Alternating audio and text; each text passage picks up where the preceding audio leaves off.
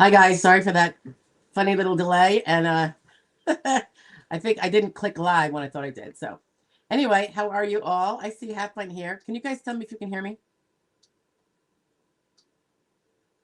Hear me? Hear me?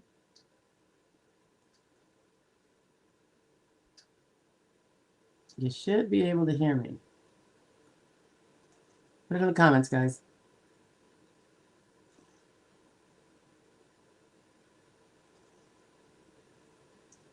Put them in the comments. Do I need to type to you?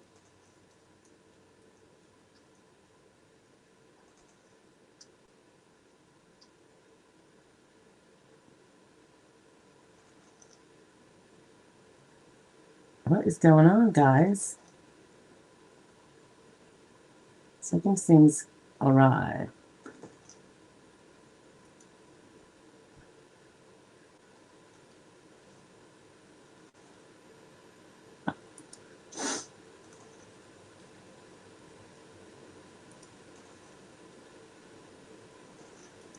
It looks okay. You can't hear anything?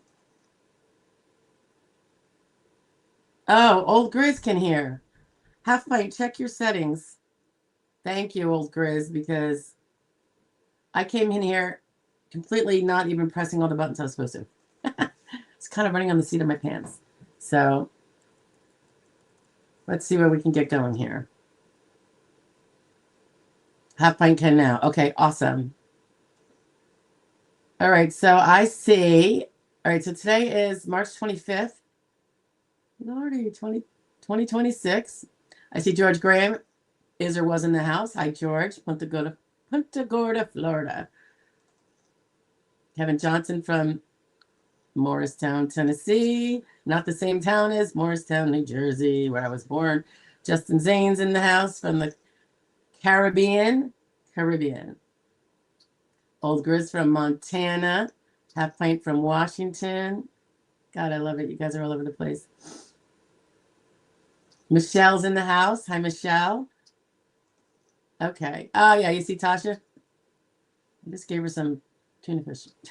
All right. So we'll just see if there's a few more popping in. And then put up your questions, guys. Don't hold them back.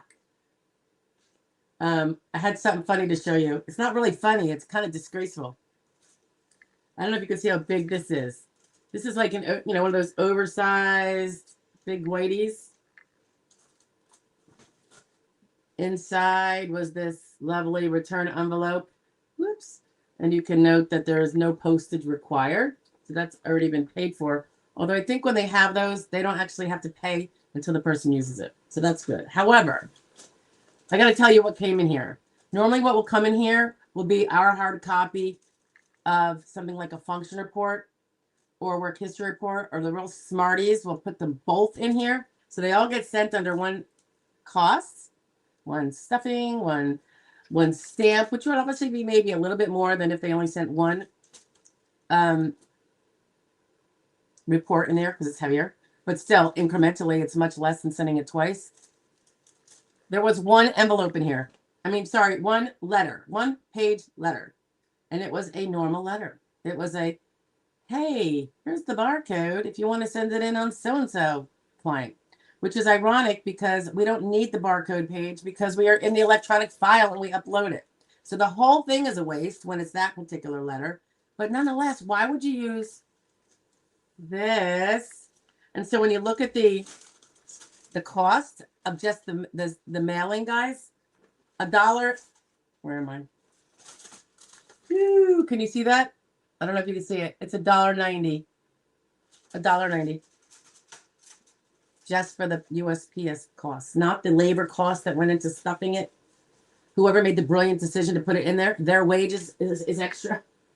I mean, the waste. The waste. I mean, I'm all about getting over fraud, but I'm also all about getting over the waste. It's disgusting. I think I've told you before that years ago, this is probably when New Jersey was one of my heavier states. Now it's all kind of balanced because I'm more national, but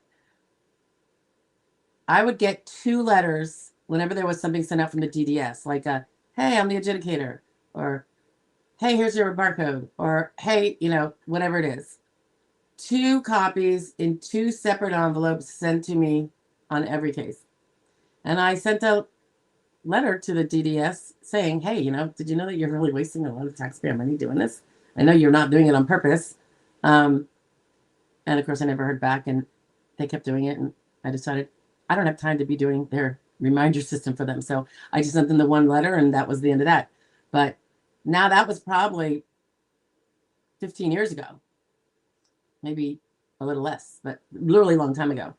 And this silliness continues. It's unbelievable. All right. And this wasn't New Jersey, by the way. So this is not necessarily a state-specific thing. I could pick on Jersey for so many things. That's just not one of them. I mean, it is, but no different than anybody else. Don't poop on me, please. She looks like she's getting sleepy. All right. We're going to go down the pike here. I don't see questions, though, guys. So you're going to have to give me something. I can tell you about my fabulous win on my remote DLI case. That was one of those, you know, percenters that we talk about, that someone needs to help in case it, you know, in case it would work. So that was really good. Oh, and I should say, we had that hearing on March 10th, and it is now. We got the award 2 days ago, maybe. No, I think it was dated the 20th. So that was awarded and decision written up. I believe that was extremely short too, the decision. Like maybe like 3 pages. I've never seen that. Sometimes they're like 25 pages. You know, all in 10 days. That was pretty cool. Do, do, do, do.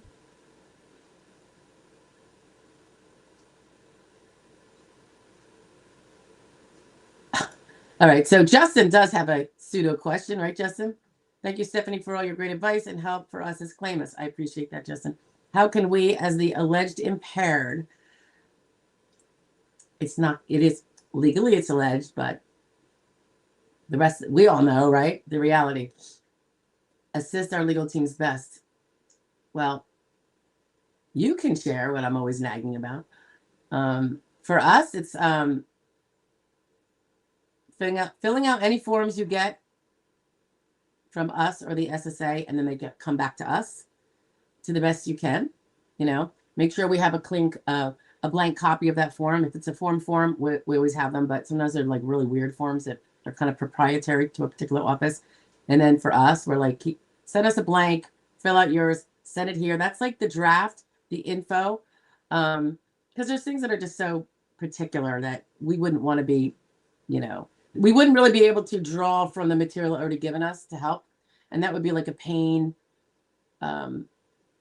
questionnaire. That pain is so personal and specific and pinpointed at times, but I think that's something that you really have to do the best you can. Send it here. There's almost no way. I mean, most people, you can't really screw that one up too much unless you say no pain. So if you do your best to answer them, you're going to do fine. And I almost feel like those are busy forms the SSA sends out, but you still have to send them in, or else there's like you almost get the sense that there'll be a denial and say, and you never filled out all the forms we sent you. So whether you spend 30 minutes or 3 hours, I just think it's always good to get it back to them one way or the other. And then the other thing for us is definitely when you're done with a medical visit, go into the portal. That's all yours, free, paid for by us, and put down the ABCD information about that visit.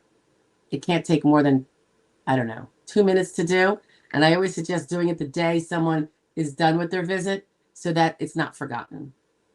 And one could say, well, you're just going to be ordering the records anyway. Yes, that's true. But that could be, months in between, because you're not going to order the records every week. And we notify the adjudicator when we know the person's going, but the adjudicator is not going to want it to be like micromanaged. Like, I don't want, necessarily and the adjudicator won't want to do it either, going in and sending a request to the provider every day. The provider is going to get ticked off as well. So, but to tell them, and we'll do this, we can do this as much as weekly, or it could be any particular day And I say weekly if the person's really robust and everything's kind of critical. Otherwise, it'll probably be a little bit longer. But if the person just went in for surgery, we'll send a reminder to the adjudicator that that shoulder surgery, for instance, just occurred. Just to keep them updated. So if they're about to make a decision, particularly an unfavorable one, they're going to hold off until they get that back. Do they always hold off? Nope. Sometimes, they just want to get it off their plate and move it on, and they never looked at it. But still, to me, it's our job to get that in there, and it's your job to get it into the portal timely because you're the only one with that information.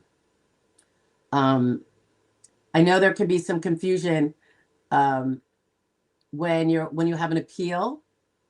You get denied. In our situation, we get all the data for the appeal from the client. Like, all right, so now you're going to go back and rehash who you saw since you appealed or you were last denied, or I should say when you applied or you last appealed a denial. And some people will say, well, I was notifying you all along. That doesn't matter. A lot of what we need, it's going to be redundant, but that's because there's cross-checkings that got to take place. And we also have to be able to confirm if asked by the powers that be, well, did you get the updates, or did you just kind of like go by what you think they might have? Because all along people do mistakes and they do miss providers all the time. So when we say, here's our data packets, our stuff is always proprietary to us, and then we use it for the real McCoy to help them put that together. But you've given it to us in this other document, along with some other questions usually that we know would be helpful for a better, more accurate response. And we sometimes get someone who will say, well, I gave you all that information, can't you do it? I'm like, no, I can't fill out your client data form. You do that. You could take your time. You could do a page a day. But just do it, because we need this to back up that there's nothing missing in all the stuff you sent us through other sources. And there almost always is. There's almost always something forgotten. And it's a great way also, between all the different ways things come in, to, if you have to go to hearing and beforehand, to make sure that what's in the records that were ordered and received includes everything you said you had. It usually includes more because you forgot to tell us stuff. That's fine. That's another reason why we keep asking. But if we don't know to ask because you don't tell us, you just missed out on a nice chunk of evidence that would otherwise be in your case, potentially. So that's what you got to do. You just have to be, a good purveyor of your own information. And we can't read minds, and we won't guess. If we have to do an appeal without the proper information, because the person's just like, you said you would do the appeal. I'm like, we are doing the appeal, but we can't read your mind. You got to do this. We could send in a very weak appeal, and your appeal rights will be protected by us. However, the strength of your appeal will be no better than the strength of the one you just got denied on. So it's really important to, put your best foot forward and not think that the lawyer that you have and their staff is your personal secretary, because that's not the case either. Everyone's doing their best to help everybody, but they don't do that. I always say we don't do the dry cleaning either, or the taxi driving, and we don't pay the medical bills. Like, there's a limit to what we do, and it's all about the legal, but you have to get us the information that we could do our legal wonders with. So thank you for that question, Justin. I gave you a mouthful, didn't I? We see Kate Wood is in the house from upstate New York. Thank you very much. Oh, I love upstate New York. It's beautiful. Remember spending time on Lake George back in the day. I hope it's as nice as it used to be. If you have any questions, Kate Wood, just feel free to put them in there. The sooner you get them in, the sooner the answer comes out, because I go in order. Deanna's in the house. Hi, Deanna. Nice to see you. And again, Half Pint. Haven't seen Half Pint in a while. Old Grizz. The government at work. Yeah, about the envelope business. And I went to, maybe a week or so ago, I went into the section where you can report fraud, waste, and abuse, supposedly. Now, I'm not going to, is it abuse? Yes, of the finances, but I'm not sure if that's the kind of, to me, it's more like waste. And under the buttons you can click, even though it's called fraud, report your fraud, waste, and abuse here, there's 2 buttons, and it was fraud. Well, I wasn't reporting anybody for fraud. I mean, you know, it's the system, it's whatever protocol they have, because a lot of those mailings are automated. And it wasn't abuse. And a button for waste was not there. So maybe that's because it's public facing and not just attorney rep facing.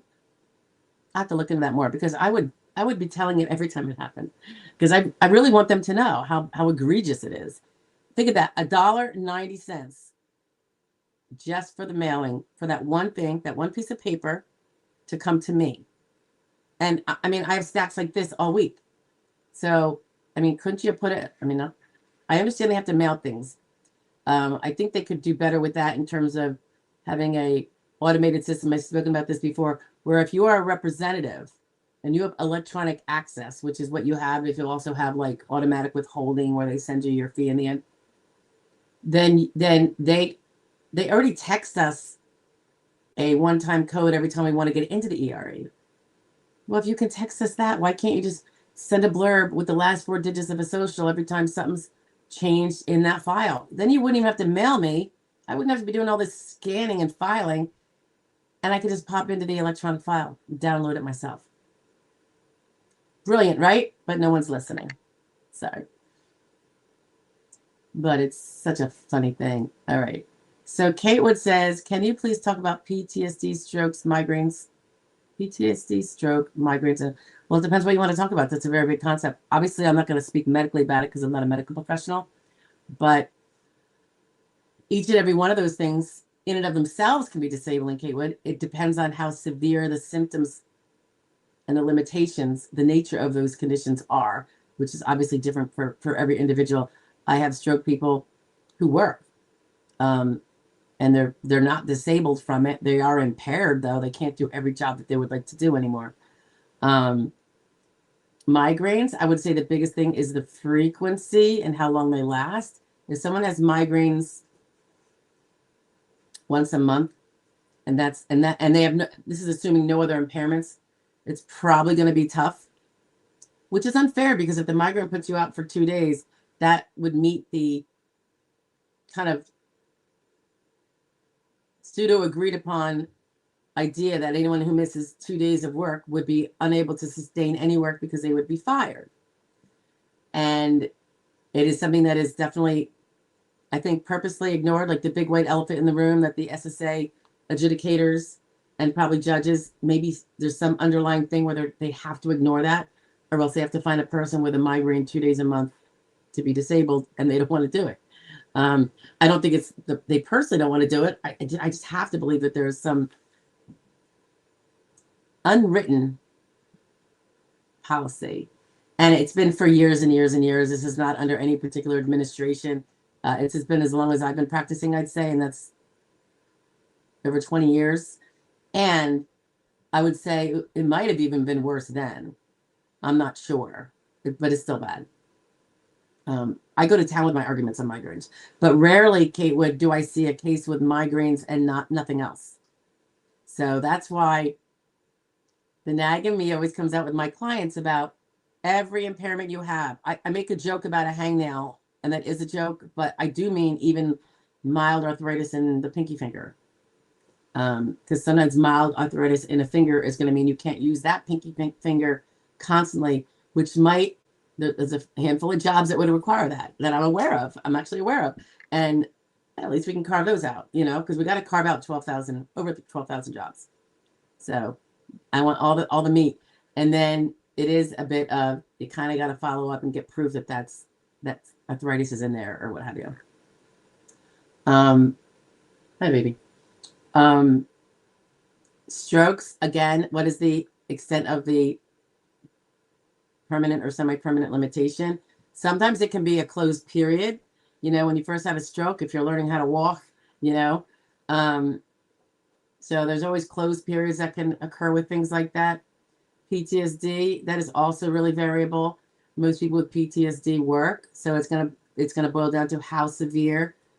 And everything you claim in terms of severity has got to be able to be extracted from the medical record. So then they have the medical record plus you confirming. If it's you without the medical record, it's probably not going to get you far. And, you know, a kind of a consistent complaint I always have is that with mental health records, the mental health professionals tend to be very slacky or resistant to sharing, if they even bother to write things down, psychotherapy notes, the inner details of what the person has gone through, is going through, and all that. And I understand partially why, but I think they use it as a blanket rule instead of selectively.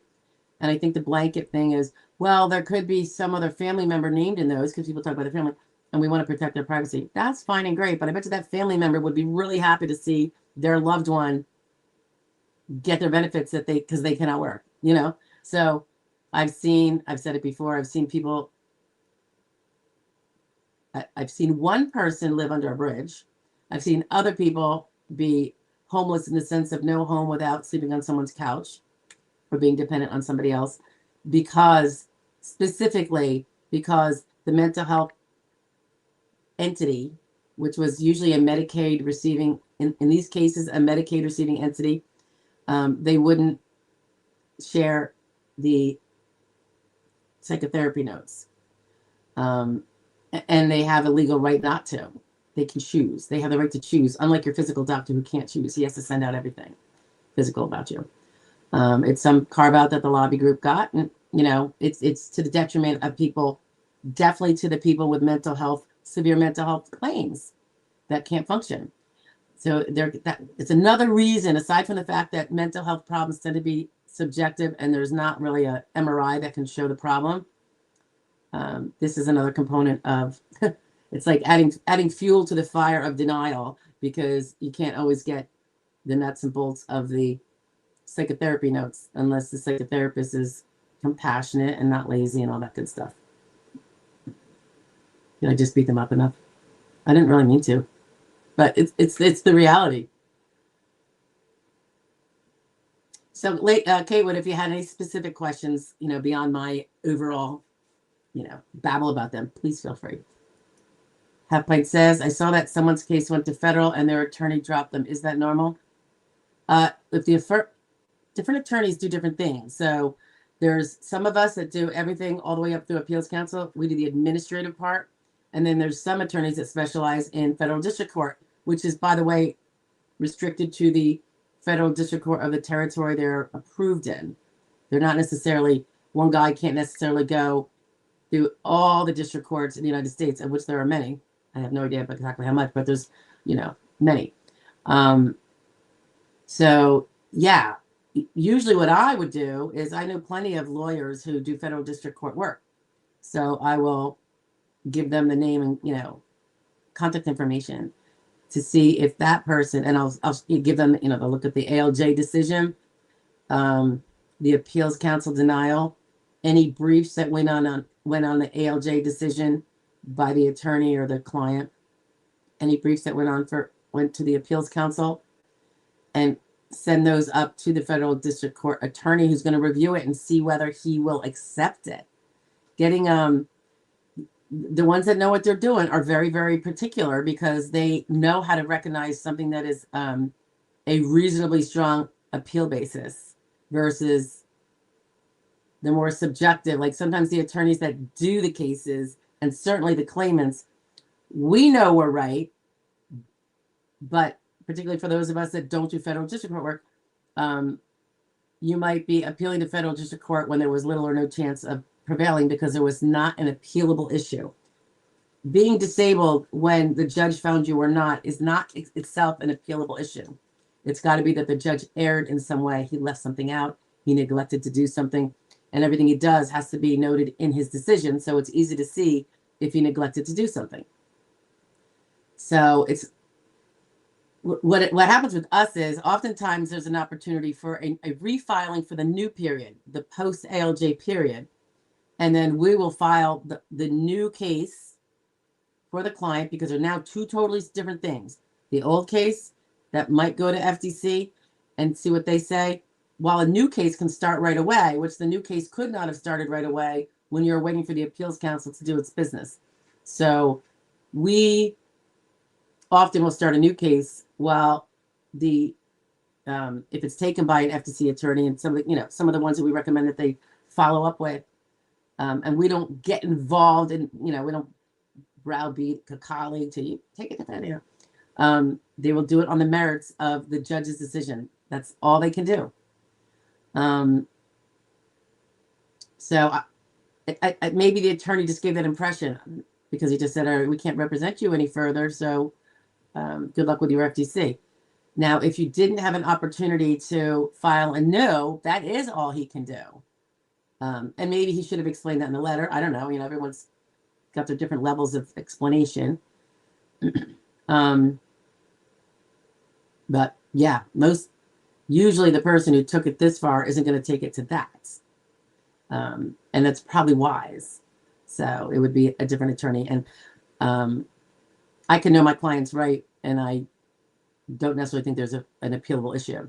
But I don't practice that leg of it. So I always say, go talk to XYZ and see what they think. Because they're going to pull out stuff that I'm not even, they're going to pull out some stuff that has nothing to do with even the evidence. You know what I mean? Because they're up on that. It could be a new ruling about a certain judge because he didn't have, 3 pennies in his pocket is no longer, has been deemed by this case over here to not have been a valid ALJ, and now all of his cases are appealable on that technicality. So I try not to follow that. I just say, no, go to the FTC, people. We focus on the feet on the ground business. Okay. Danny's in the house. Hi, Danny. That wasn't me sending crazy papers, wasn't me? No, that was the SSA or DDS, actually. Justin says, thank you, Stephanie, for all your great advice. Oh, I think you already, did I back up or you repeated that, Justin? No worries. Rat's Nest in the house. Hey, Rat's Nest. He says, hi, all. Had my hearing on the 5th. Ooh. Attorney was very pleased. That's good. 3 questions for vocation. Last one was no jobs. Okay, so you're kind of in limbo. Not necessarily. Your attorney might see some underlying. The way the judge asks the questions can sometimes give a hint, depending on the vocational profile. So that sounds good. That sounds good. Justin says, treat, treat, treat. Yes, that's my mantra. Treat, treat, treat. This is your primary job in life right now. Is while you have the window open to be able to treat and prove your case, that's what you have to do. Let the lawyers and the non-attorney reps do the legal business behind the scenes on that side, but you got to give them the ammo on which to use it, or else you can't fight. You can't fight without it. Kathy Clayton's in the house. Good afternoon. Hi, Kathy. Michelle says, when going to a CE exam, do you wear a compression sleeve or bring it with a copy of the RX for it? Without wearing the sleeve, it can show the swelling experience from lymphedema. Oh, that's a good question. Is it something that you would normally be wearing? I mean, gosh, that's a good question because you do want them to see it. Now, my question is, with the sleeve on, is it still going to be evidently swollen like the rim of the sleeve with the rest of the body part? You know what I mean? I mean, you could say, I wear this every day, doctor, but I'm bringing it with the prescription and I'm not wearing it because I wanted to show you how bad it is. And I didn't think you'd get an opportunity if I was wearing a sleeve. And, I mean, you could say that, I suppose. I'm sure minds can differ on that. Wear it or don't wear it.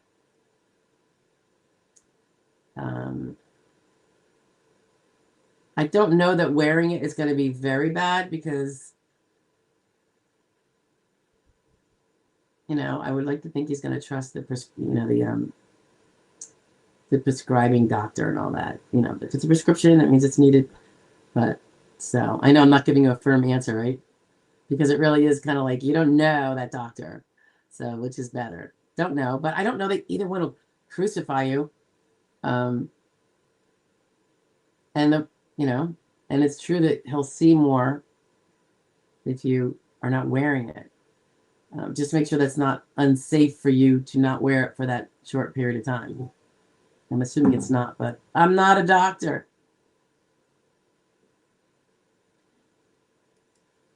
I will bring pictures of a flare-up. That's probably not a bad idea. He'll either ignore it or he won't. But you don't know unless you try, right? Old Grizz says, my back doctor referred me to occupational therapy to see what they think about my condition. That's good. Anything I need to pay attention to that will help my case. You mean when you're at the therapist? Well, if they're going to be maneuvering you and doing a little intake session, which I assume that's what they're going to do. They're not just going to talk to you. Don't be shy when something, PT can be uncomfortable at the very least. Sometimes it's worse than that. All for the point of strengthening some body part that's in need of, strengthening. And I think sometimes one might not want to squeal or, particularly someone who hides their pain a lot when they're doing a movement, an activity. I don't mean a movement, guys. And it's starting to hurt. I think it's important to tell them when it starts to hurt. As opposed to, it's same with true, by the way, with range of motion testing. Like if raising your shoulder here, you could feel it. It's not that you can't do it, but you can feel it. It kind of hurts someplace. And you don't say anything because you're like, it doesn't hurt that bad. That is not the time to play tough boy, right? So then they go up, up, up, up, up, and you're going, and you're thinking, oh my God. And then you go, okay, that hurts. Now they think, wow, she can actually raise her arm higher than her shoulder. You know what I mean? Her shoulder can do this, whatever this is described as in terms of range of motion and all that. Now you've just raised the bar, so to speak, that you could do probably more, because if you have trouble doing this, you can do it, but it's uncomfortable. Imagine doing that all day long, because if you're saying you can do it, that's kind of like it's not causing you discomfort. That's kind of like now the new bar of, okay, so they can do this. So they can do a job like this all day long in front of them. You follow what I'm saying? So I think it's important to be clear when something starts to get uncomfortable. You don't have to scream and cry if it's just mere discomfort, but be like, yeah, that's starting to hurt. You follow? That would probably be my biggest thing. And be very honest too, if this wouldn't be for your initial, but oftentimes, and this is why I love PT records, by the way, they often ask, I think, when they intake you for the next visit, how did you feel after the last one? Don't be shy. Pay attention to the rest of your day and the next day, and even the second day, if need be, because sometimes things affect us 2 days later, and not actually the day we have the physical therapy. And I could say that is true with people that don't even need physical therapy, just from like doing a gym workout and doing something that one's not used to. They can feel it, but sometimes not even the next day, and definitely not the day of. So I would be trying to remember when you go, like, how was I feeling after the last one if she asked me? Or if, God forbid, she's not the type to ask you, the therapist, maybe offer it up, Whatever can get in those records, and you can't guarantee what he or she's going to put in the records, but is now has a lot more clout than you saying it in a function report or suddenly saying it at a hearing. If, how did physical therapy go, comes up in conversation. Because the therapy records, it's all like, no complaints, no complaints, no complaints. Feels good today. Does he say okay? They'll write all that stuff down. So you want to make sure they write the truth down. Kathy says, on March 24th, that would be yesterday, SSA site said Baltimore, Maryland had started a final review to make sure I meet the non-medical requirements for disability benefits. Oh, today a decision was made to deny my application. I hate that messaging they give. Not that your outcome is different, but You get everybody's hopes up because there should be no reason to do a final review unless they're talking about a federal quality review, but they don't say that. And that actually is a different verbiage when they do it. So I'm sorry, Kathy. Well, you know what to do, right? Appeal, appeal, appeal.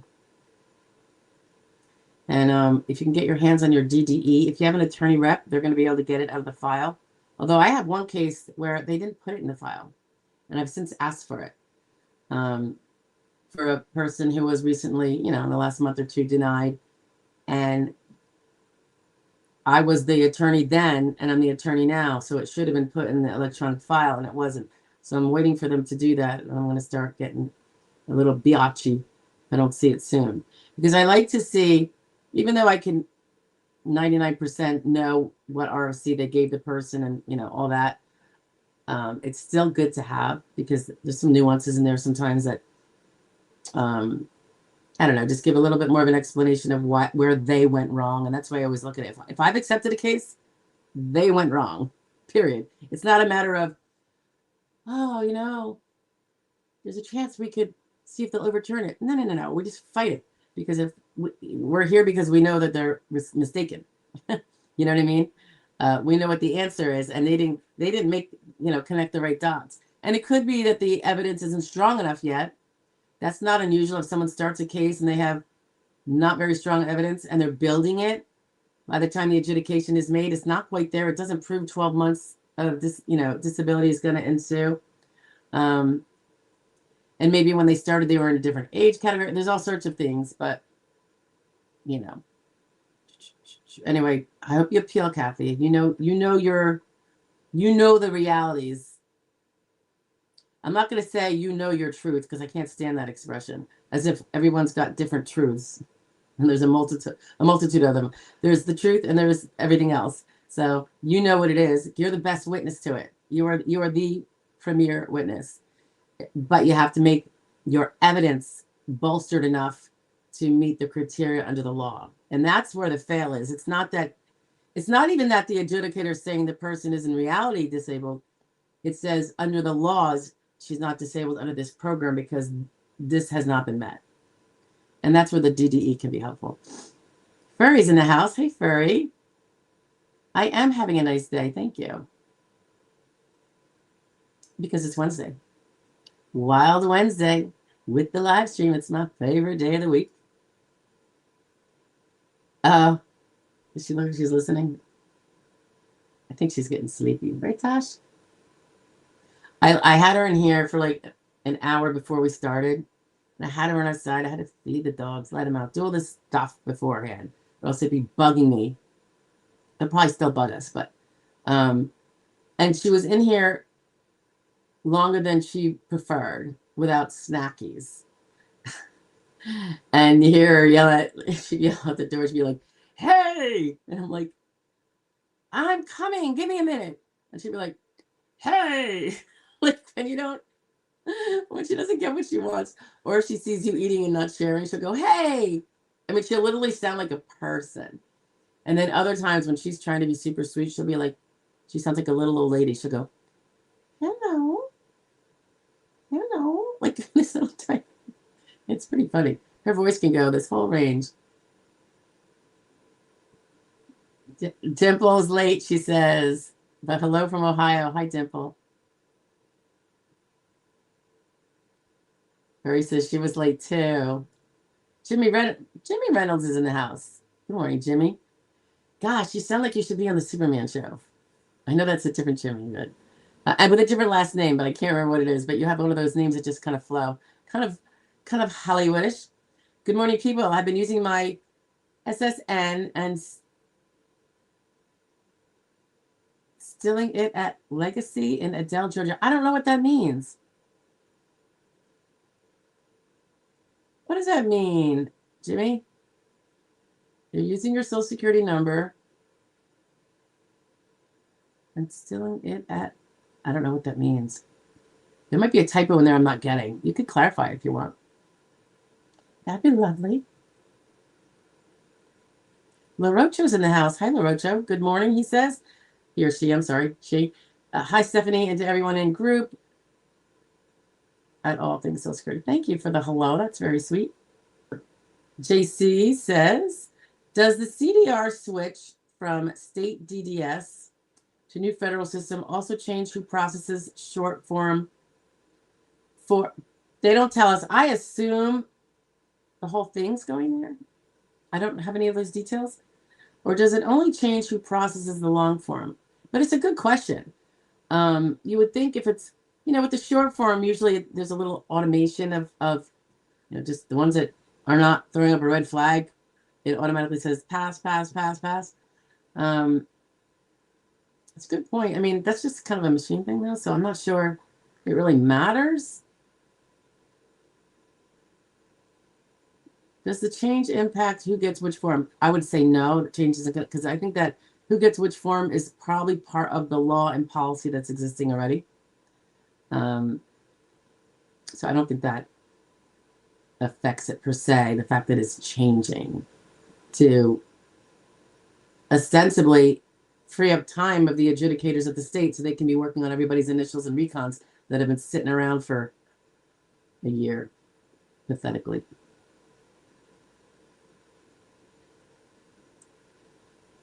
You're welcome, Half Pint. Dimple says, I'm in, but I'm out. I'm going to have to scoot. I'll be back in a bit, hopefully. Well, do whatever you need to do. I'm glad you popped in and said hi. That was super nice.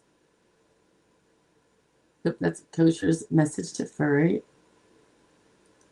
Mephisto, I understand not taking on a young person's case because you likely would not win and get paid. That's not entirely it, but obviously that is a factor. And we do take young people's cases. I just took one last week. Could the opposite be true with an over 50 person winning so quickly that you don't get paid? Oh yeah, for sure. That's why some practitioners, attorneys, and non-attorney reps will either one, not take a case of an over 50 person unless and until they are denied twice and have to go to hearing, because then they know there's a little bit of time. That if they clinch it, it might go all the way back and give them a bigger fee, even though they weren't there at the time. And then some people slow walk it. Like, let's say it's an over 50 person who hasn't filed yet. They'll just like have them do almost everything. They don't really review stuff. They just let them send in your function report, or send it here, we'll send it in, but they don't do any kind of workup with the person or their information to make sure that they were responsive to the question and didn't forget certain things that the attorney already knows from if he asks prior questions, which we do. We have a whole packet on that. We get a lot of information when we first get a client. They have quite a bit of paperwork to do, but it's all because then we are going to have all this kind of locked down. We have all the information, that everything is going to be cross-referenced, and then we can really help them put the best answers that show the story in the function report. Say it was the function report. Same is true of the work history report. That one might even be more important, particularly for over 50. I've never seen someone do their work history report without at least one really bad error that can, in and of itself, kill the case in the end. So I've never done it this way, so I can't really. I find it to be troubling, but it is. I don't think it's the norm now that we have far more practitioners than we did, 20-something years ago when I started. I might have been I felt like I was the only one that did it. I think more practitioners now, particularly smaller practices, solos and very small, because they're just more organized and more focused on each case. They're not really volume driven like a factory, and they tend, not everybody, I think it's something to ask them, tend to maybe be more hands-on, gather the data, ask the claimant certain questions, get the information, then help, whether it's they're typing it for them or whatever they're doing with their answers, and then fleshing out any other clarifying needs from that information that might seem a little wonky. I think that might be more common now. Maybe it's just my impression. I'm not sure, but I feel like with more people practicing, you get your bad ones, but there's at least more good, more diligent ones that work hands-on from the beginning and do try to win on initial and recon.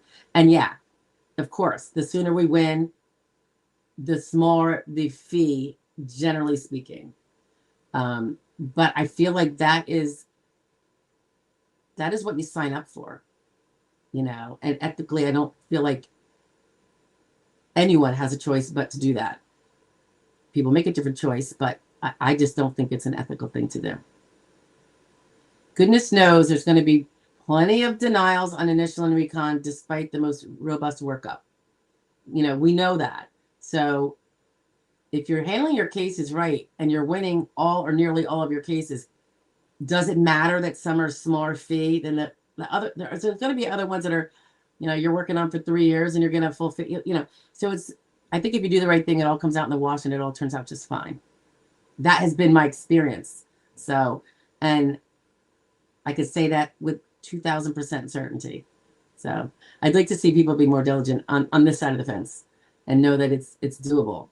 You just have to be organized and ethical. William S. from Montana. We got 2 Montana people in here. Hi, William. Old Grizz is from Montana also, right? Old Grizz. Kosher says, winning quickly doesn't determine fee. Fee is based on backpack. Yes, but what you're missing, Kosher, is that the alleged onset date is kind of like carved in stone. You don't know what the established onset date is going to be. It could be, the back pay is going to vary. And think about it. If the case goes on forever, you have a better chance of getting a bigger fee if even if the case doesn't get to win on its alleged onset date. So what they're doing is they're covering their butt on cases that don't win back when the person thought they should win, but win at a later date. Now the representative who has, made the case take longer or not assisted it in taking shorter, might be the better way to put it, has now gotten a bigger fee that perhaps had they done this work, it would have won right here. Like, so here's their alleged their established onset date, and here is, pardon me, that's my phone. Here's their the date it's decided. It's there's less than 5 months between. There's no fee for the rep. But if he had let it, if he had just maybe done a little less, and then time went out to here, he'd get all this time. You follow? So winning quickly does definitely make a difference. It's just a matter of math. But there's other factors, and I think that's what you're getting to. I've won cases quickly and had a full payout. Like a 3-month case, and boom, and that's awesome because it helps compensate you for the ones that you spent 4 years on and got the same fee. But the reason why you're in a case for 3 months and you prevail is because if you're in on the application, you argued for this date way back here. If you knew from robust conversation with your client that everything started then, they were treating then, and they weren't working as when you figure out how far back you can go with that alleged onset date, that improves your chances of actually getting that alleged onset date. If you did something more slacky because you weren't asking the right questions and you had an onset date that was much closer in time, you just deprived them of that potential time period. So all these different things go into it. But I think if you just do the right job, do the best job for the client's sake, which includes an early win if need be, the representatives are going to be fine. They're going to be totally fine. Furry Plant says, oops, she's talking to, sorry, Kosher, you're talking to Furry Plant. La Rocha says, Stephanie, my hearing was canceled because it went to special processing case. The OHO sent me a letter and advised me by telephone when I called.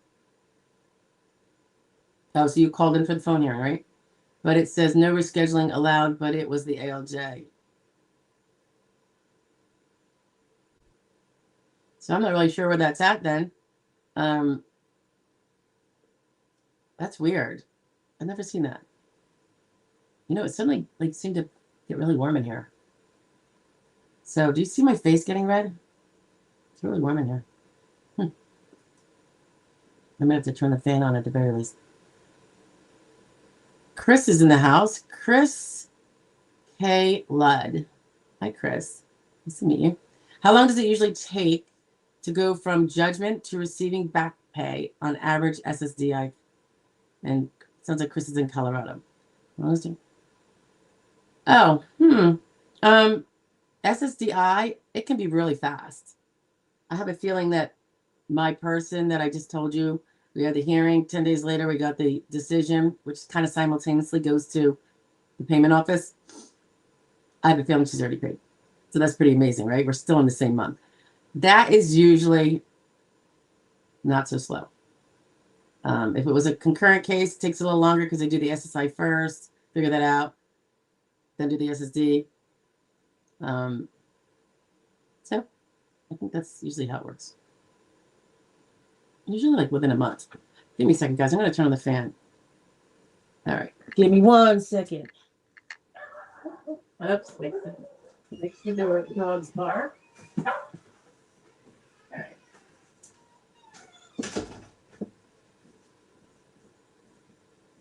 I believe I started in here with a jacket on. Yes, indeed. Okay. Delia was in the house who said she could hear me. Hi, Delia. Roger, per above, Stephanie, letter says case being replaced by special processing SBC. Yeah, I'm not sure. I'm not sure why, since you already had a hearing scheduled. Peter Thompson's in the house. Hi, Peter. I don't think we've met. Hello. Can CDRs be completed online instead of filling out those large forms they send in the mail? I don't know. Do they have it online yet?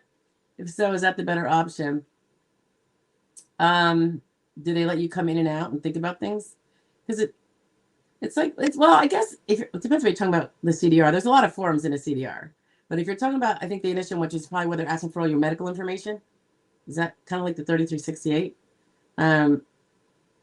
So it's kind of akin to the medical portion of an application.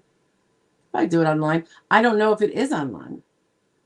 They would tell you though in the letter, so I would just go with that. Again, CDRs, it's always on your side. Attorneys don't really handle those. Not ever. I have one right now, but 99.90% of the time, that is not what an attorney is going to be representing on. For a variety of reasons, including that, which is there's no way to get automatically paid when you win. So there is that little problem. Mephisto says, is chronic pain syndrome a recognized SSD diagnosis? All right, I'm going to say yes. However, I have not looked it up. And the reason why I'm going to say yes, Mephisto, so take this with a grain, is because I've seen it in ALJ decisions as determined medical MDIs, severe MDI. I always include it. I would say you never want it to be your only diagnosis because it is very subjective. It's like fibromyalgia, but it is fibromyalgia is a recognized SSD diagnosis. Basically, I would say anything that's recognized under the official medical establishment. I'm kind of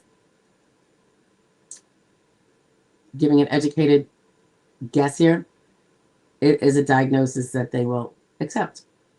It's just a matter of proving how severe it is and if it prevents the person. Is it officially diagnosed in the way that it must be to be diagnosed under the rules of the medical profession, and or the SSA sometimes has certain things it wants to say. And does the medical record show that it would prevent the person from doing any job, even the most simple, easy, sedentary job that exists in substantial numbers in the economy? Hey, Shub is in the house. 8 likes and 46 watching. Come on, man, hit the button. He's right. Hit that button, guys. They tell me I need to tell you that.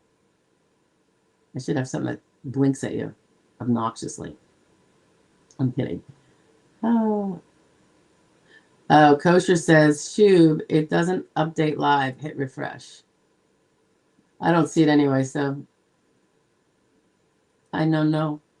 Mike Page says, hey, Mike. Hello, good morning, good afternoon. I mean, yes, I do the same thing all the time. In fact, when I do my pre-recorded, well, I don't know what time people are going to be watching them, and I do them at all hours of the day. It really depends on what's going on. If something props up quickly and it's one of those versus something that's more planned. My intro is usually good morning, afternoon, or evening, because I don't know what time people are watching. And sometimes I don't want to think about and look at the clock to determine which one it is here either. Mike Page said he could hear. Freda, who is a recent big winner, woo, woo, woo, as per last week, told us about it, right, guys? How long does it take to get SSDI back pay and monthly benefits? Well, I don't know if you heard what I just told the other fellow. It generally doesn't take very long, particularly if you don't have a concurrent claim with SSI component. So, I mean, ballpark would say within a month, but you can't really, there's all those wild cards. Like, is the person who presses the button on vacation? You know what I mean? So, all that. PC's in the house. Hey, PC. Hello, Joy and chat. If someone has a medical disorder, can they receive the short CDR form rather than long form? I believe they probably could. I don't know that they give us, there's any stats on that from the SSA at all. They don't really speak too much about that stuff. But I would tend to think they might be able to. Are you thinking, PC, that maybe not? Like, because mental is subjective and people don't even know how people get ill half the time, so therefore they don't really know how they become unill or improved. I mean, it is kind of one of those little Wild West things, isn't it? It stands to reason that they could, though. But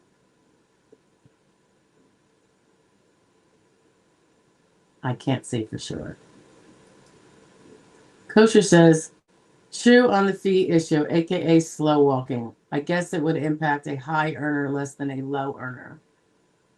9,200 is reached quickly, and so yes, for sure. If you think about it, if someone has a $3,000 primary insurance amount, which will then be their SSD benefit should they prevail, it's $36,000 for 1 year.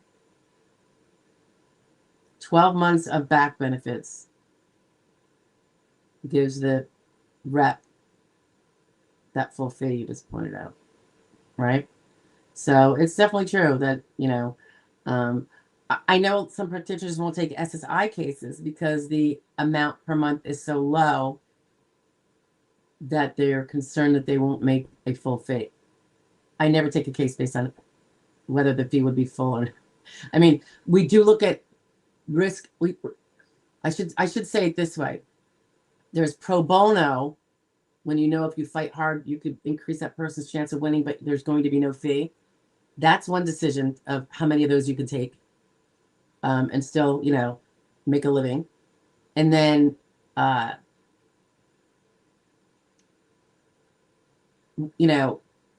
think the people that try to actuarially try to figure it out too much are really overthinking things because there's too many wild cards. And yeah, there's some things that make it more risky, but some of the cases that I thought would be the worst have been the highest payer. So, because you just don't know where it's going to go and how long it's going to take and how far back the established onset date is going to be. But yeah, that's slow walking. It's just very ugly.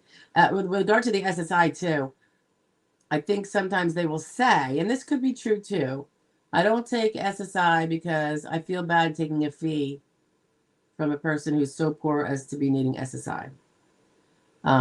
That's valid, except you're also not helping them. Do you know what I mean? Like, well, then why don't you just say, I'll take it pro bono and waive fee if that's what you want to do. Now, I don't even waive fee.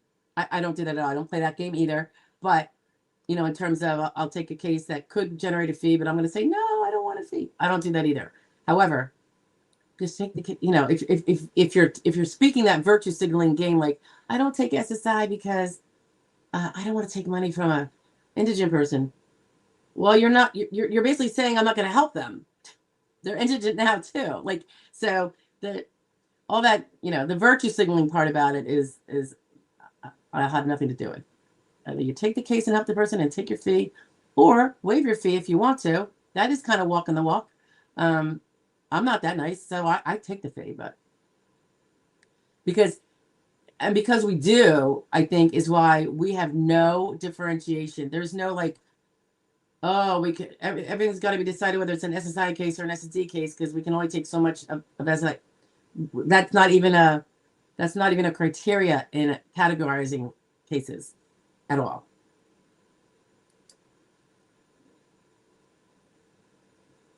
Aunt Lizzie's in the house. Hi, Aunt Lizzie.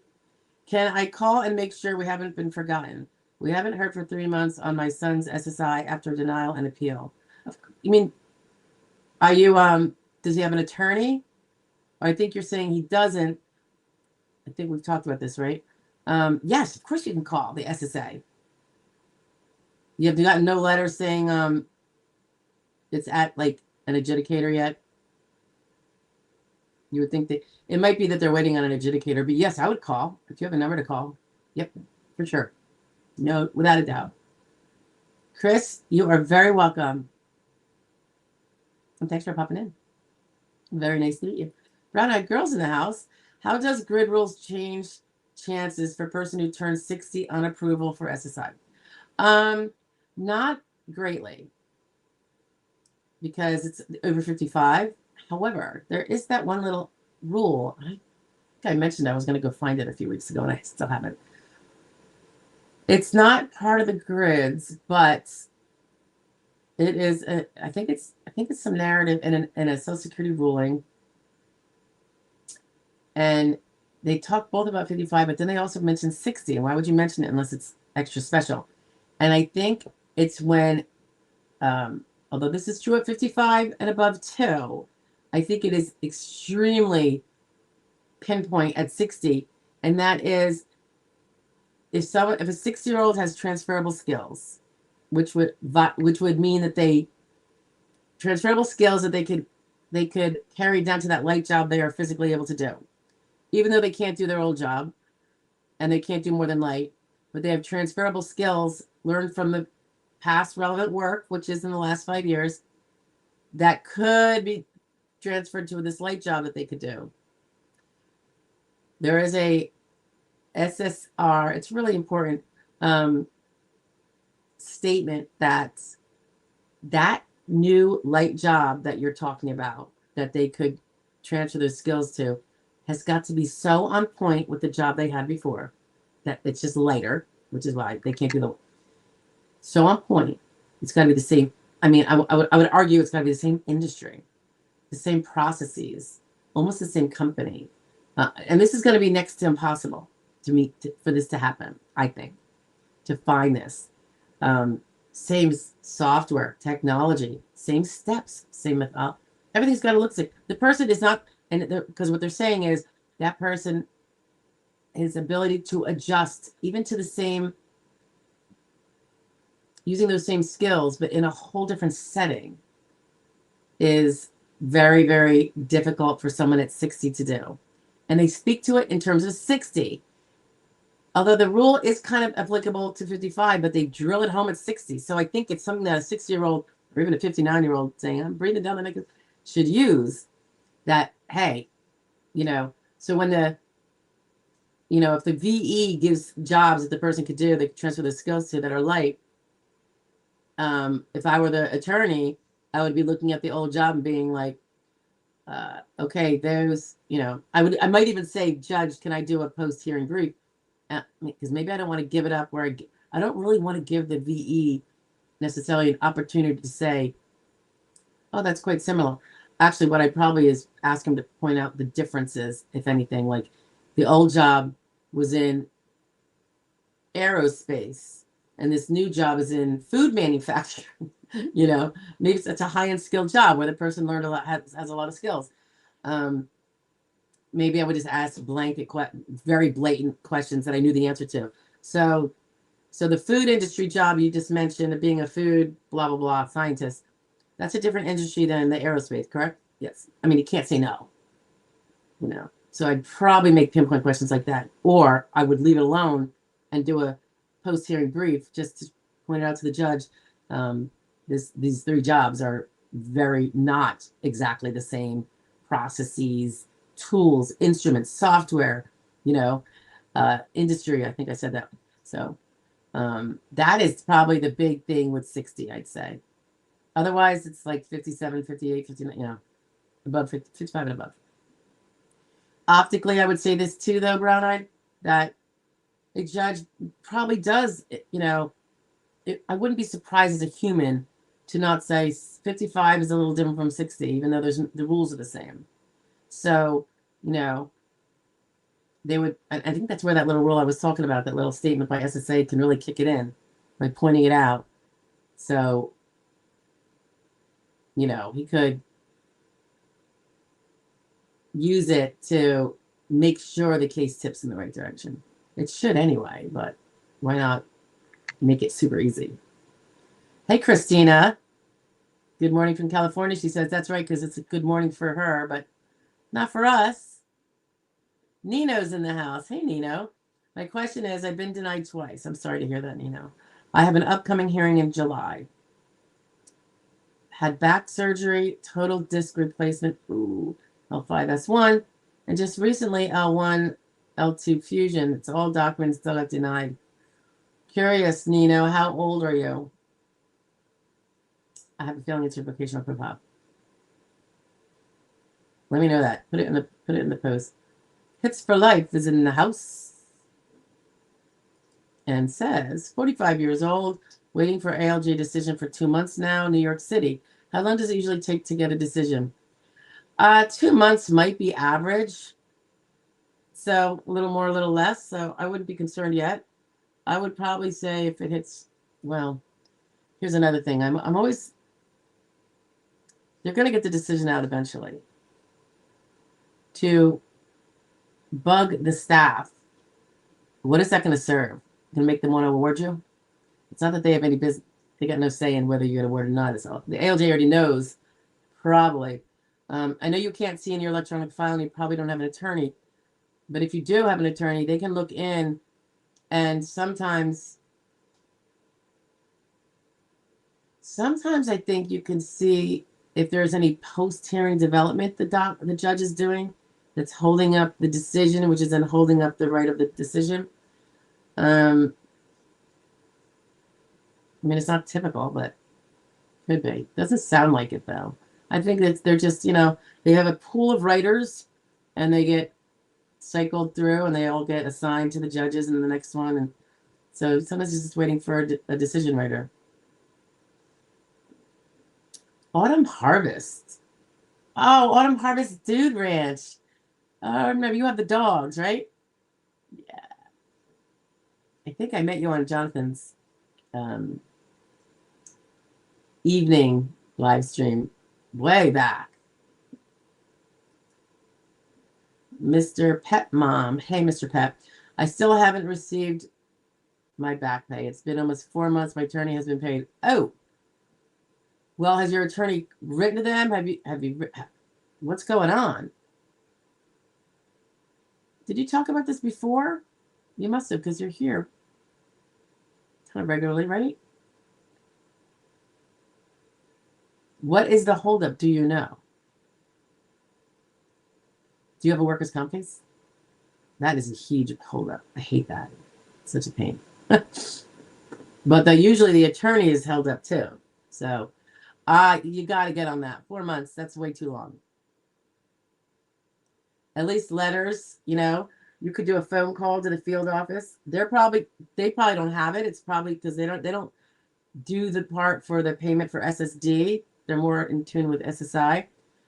But they can kind of maybe take a peek at what the payment center is doing and send another message. Do we talk about that?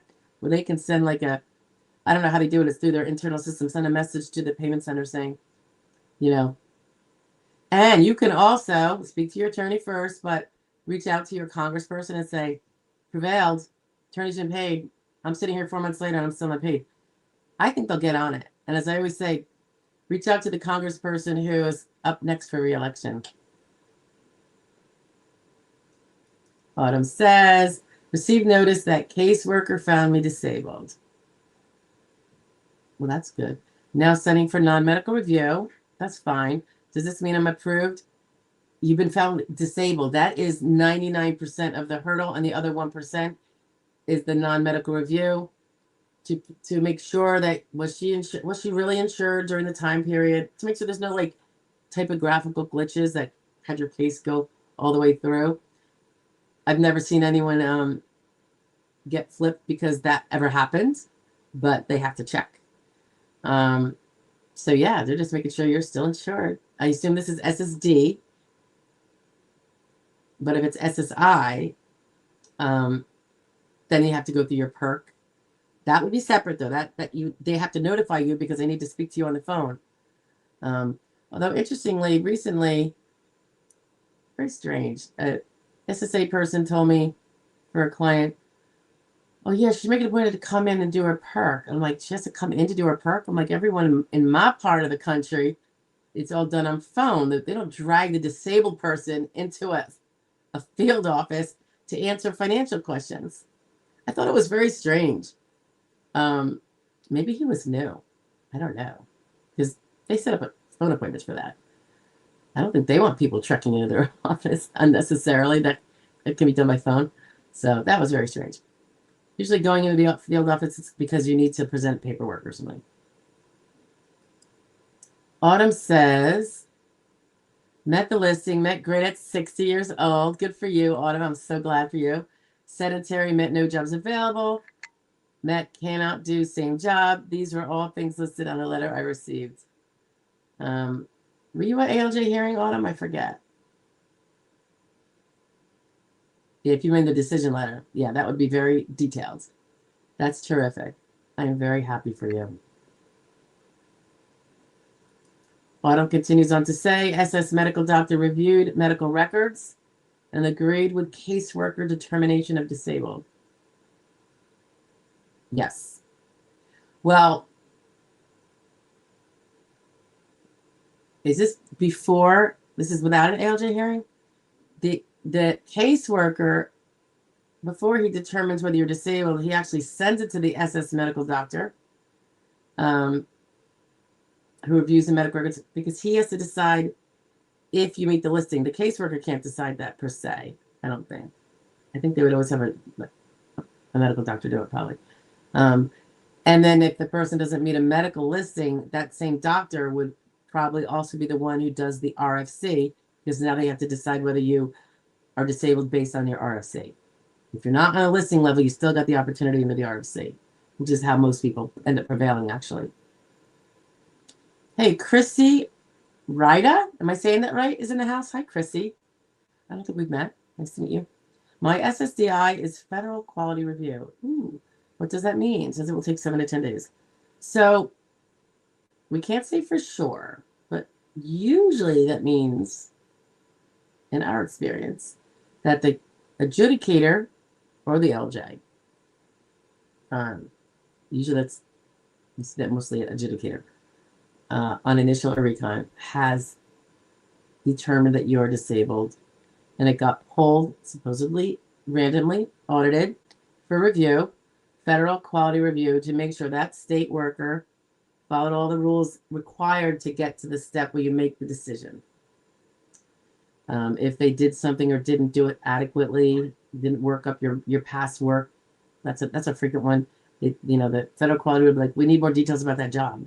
Their workers report said squat, and you're saying they can't do their prior job, but we don't really know how they did it because they didn't explain it in their work history. Then they'll make you redo that with more details. I think it's mostly there. It has happened. How do I say this?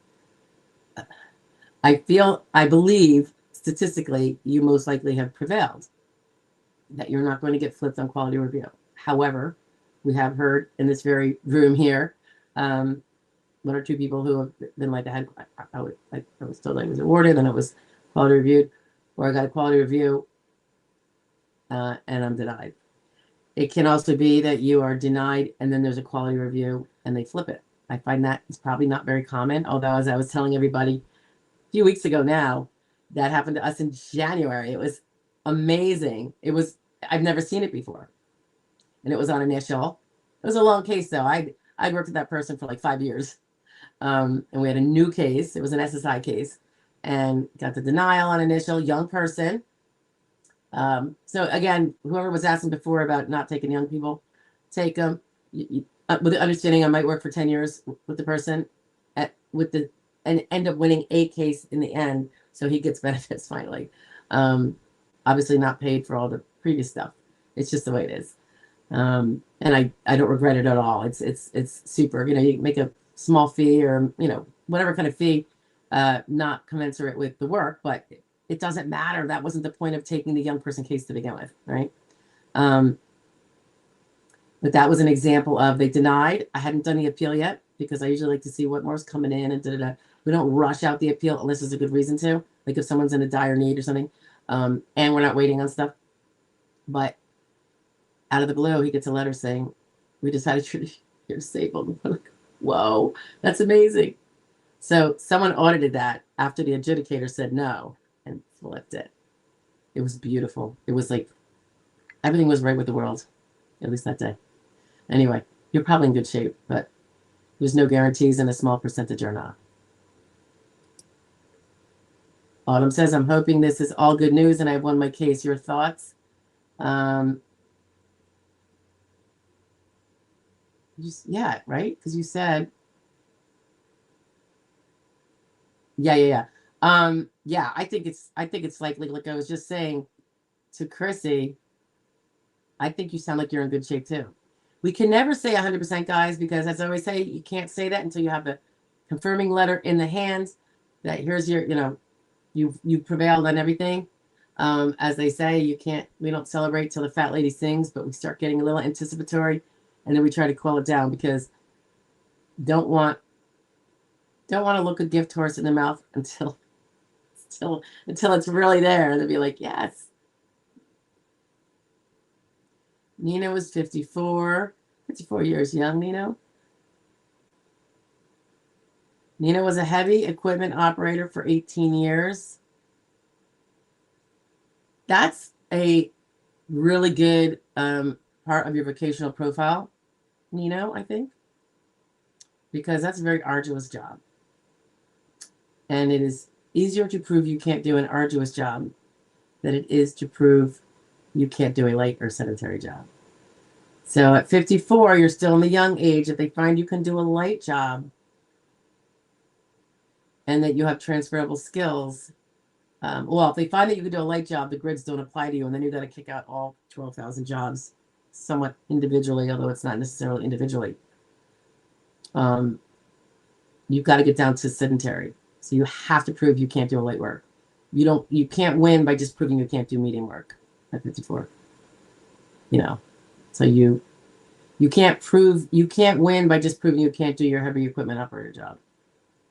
You follow? So I think you probably have a good case though.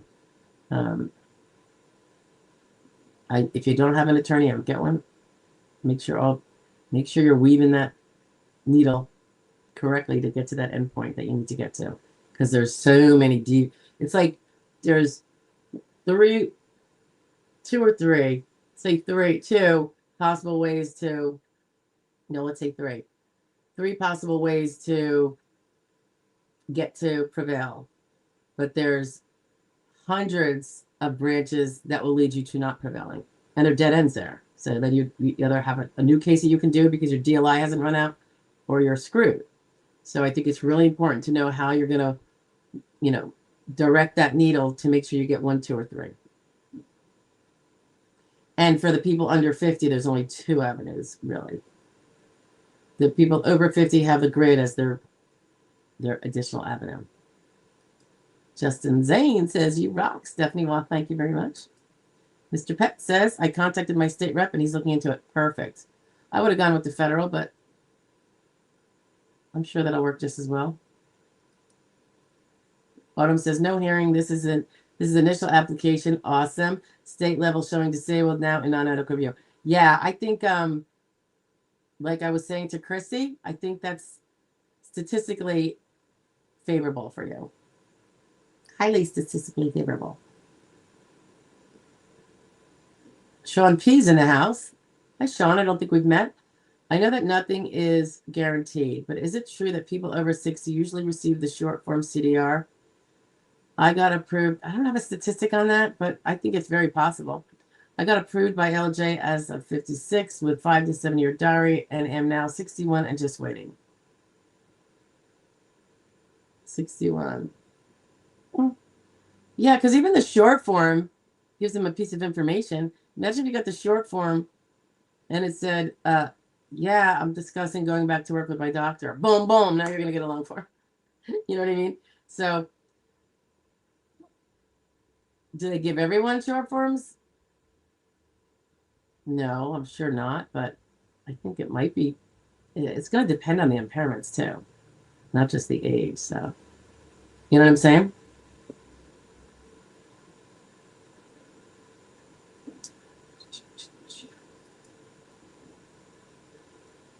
I don't know how to say that. Tishomes.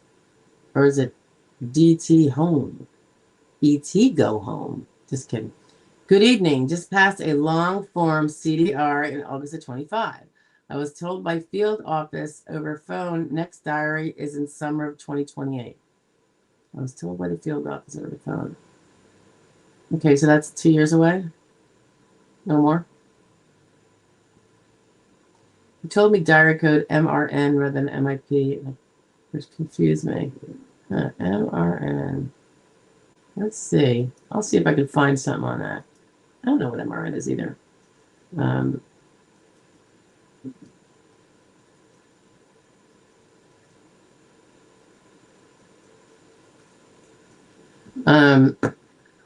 Let's see if I find anything there.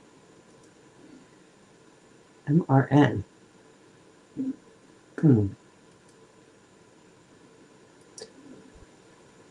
Let's see. I don't know off the top of my head. DT. Autumn says, between you and Jonathan with your videos and podcasts, I could not make it through this process. And we both love doing it. So I appreciate that little kudos there, Autumn. And that's why we keep doing it. He's a trooper. He does it at night. And I'm like, no, I'll be too tired. Lunch break seems like a good time to do it.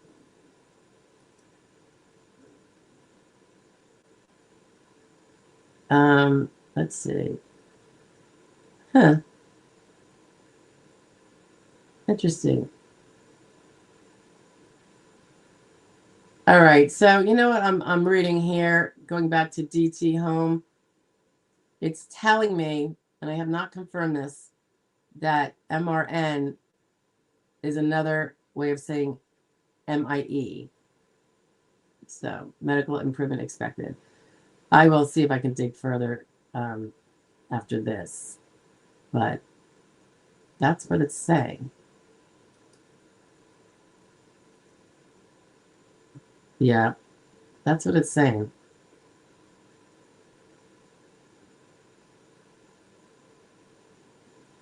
MIE, MIP. So I would just say, just, you know, do what you're doing now. I'm sure you're staying on top of it. I'm sure you're still treating with your providers as reasonably, regularly as you can, and make sure they are aware. At every visit, I would be telling them my complaints. I wouldn't be, just because something doesn't get worse doesn't mean things are copacetic, right? I think sometimes people say when they're in their doctor's office, I don't know why people want to make their doctor happy. It's getting paid to treat you. You know, if nothing's gone bad, they're like, I'm doing okay. I think we got to get away from that. That's what we say when we bump into people in the grocery store, because we keep our stuff private. We don't have to say that to our doctors, right? So if you still have a pain in the legs with sitting too long, or, you know, the back is still hurting when you just try to do your regular activities after a spell, I would keep that going, because those are going to come up in a CDR for you. and you'll have the evidence already there, just waiting.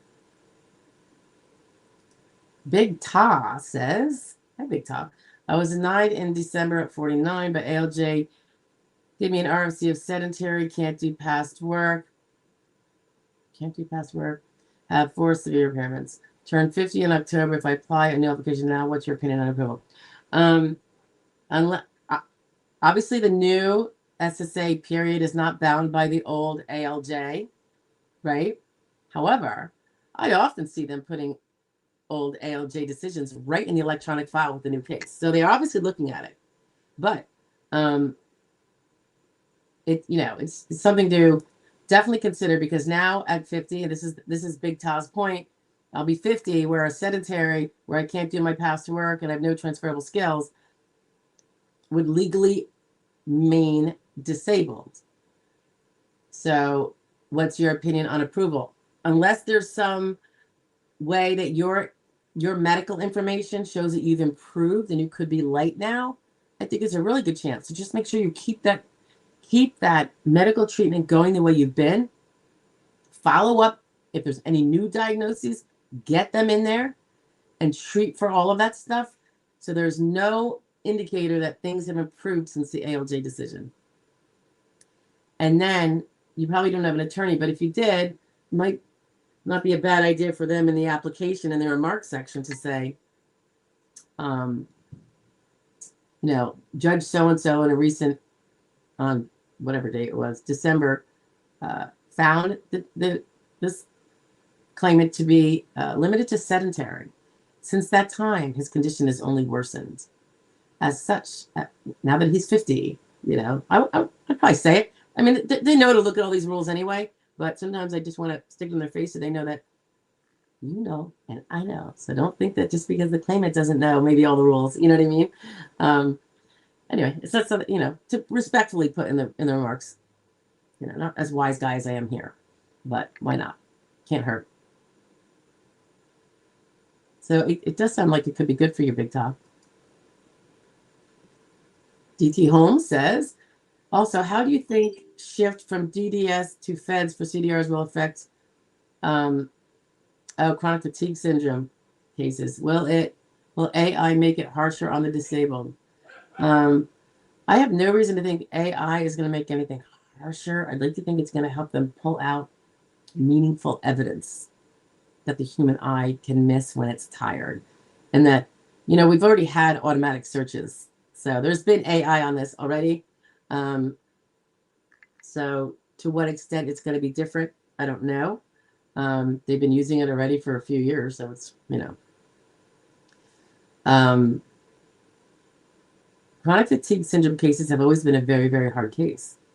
So I don't know why they would be focusing on making more denials of a matter that has already been highly denied to begin with, if it's a standalone. So I can't imagine it would make it harsher. If anything, maybe it could pull out more symptoms that are unseen by the adjudicator, maybe. Or it's just not going to make a difference at all. It's just going to be the same. And I think that's going to be probably largely true for most things. I don't think it's going to make a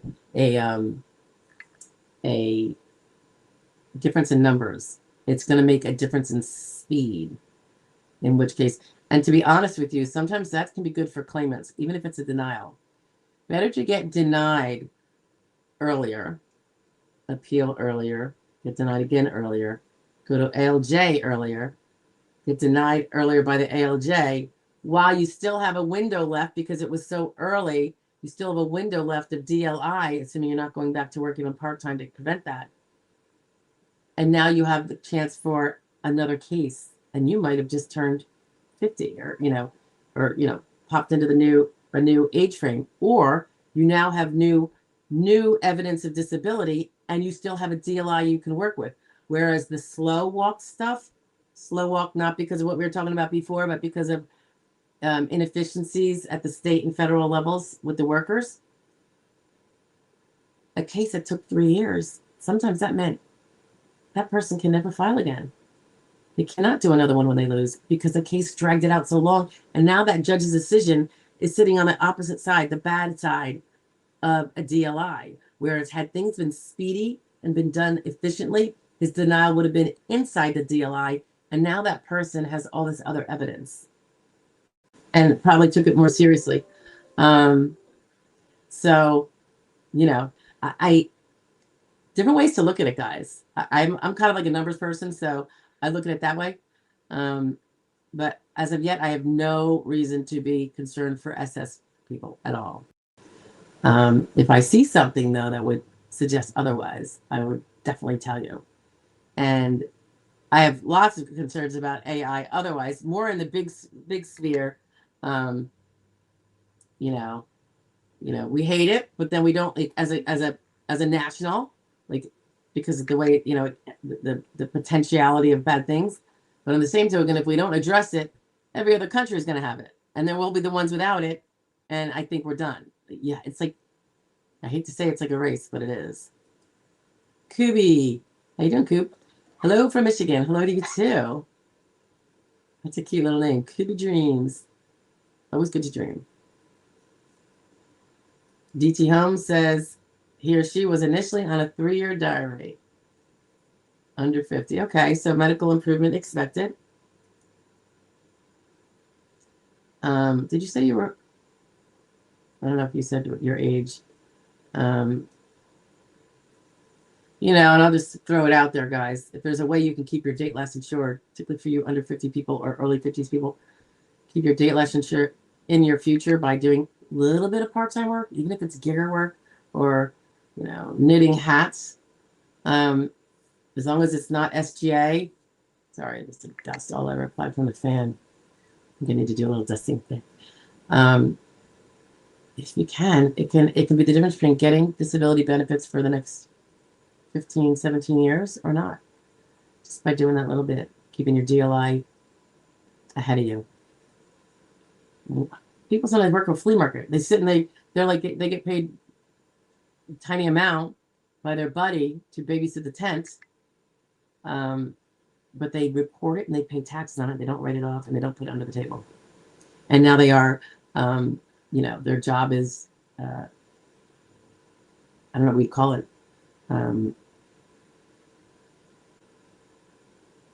Guarding the flea market tent for the flea market person, you're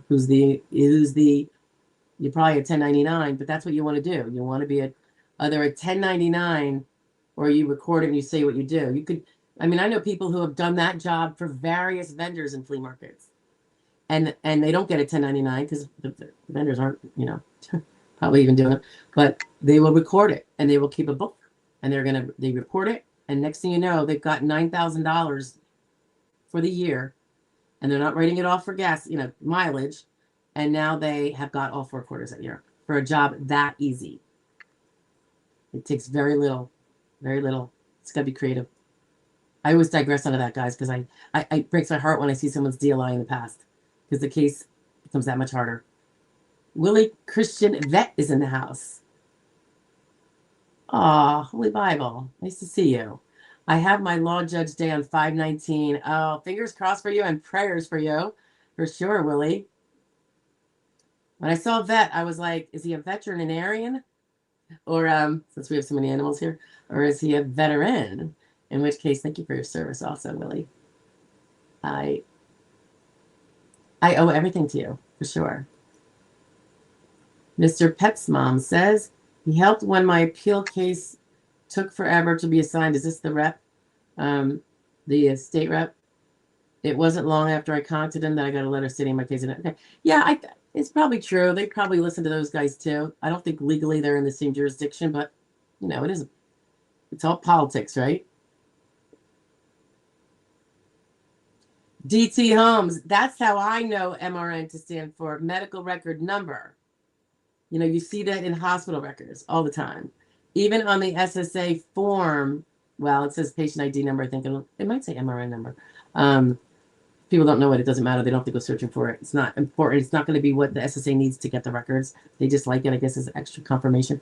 But yeah, that's what I'm familiar with it for too. Medical record number with a provider. But, it was said here that MRN, what is it with regard to diary? And then my little quickie search said it refers to that, but I didn't look at the underlying citation, so I can't say, for sure that that's reasonable, a reasonable conclusion yet. Nino says, I also had C6, C7 fusion, plus I had shoulder surgery in 2010. Wow. And was found 20% disabled from workers' compensation with that fact. I would put definitely the shoulder surgery, even though it's old, if it's not 100%, if your shoulder does not act like you could use it in an 8-hour day doing a lifting job, warehouse, that kind of thing, start following for it. It bothers you when you do this or you do this 20 times, go to an orthopedist, start working up that shoulder, find out where it's at now, and now you'll have current proof that there's an impairment, that it's not 100%. Even though it'll be 100% if you don't get the current treatment records, diagnostics, maybe a little PT, that kind of thing. You don't have to go crazy, but you want that in there as a current impairment that limits you. Because remember, shoulders have to do with the exertionals. And I think you said, did you say you were 54, Nino? You have to prove that you can't lift up to 20 pounds at least occasionally during the day. And a shoulder can help you do that. Sometimes they'll still say you can lift that much, but between that and maybe the neck, because you have that combined with the C6, C7 fusion. If you're complaining about the neck, complaining about the shoulder, finding the damage now through current objective medical evidence, I think that's going to really boost your case, because you need to get down to that. I think you were the 54-year-old sedentary to get in that grids, and then you got to worry about the rest. But I think you did. Were you the heavy equipment operator? That's arduous work. So that would probably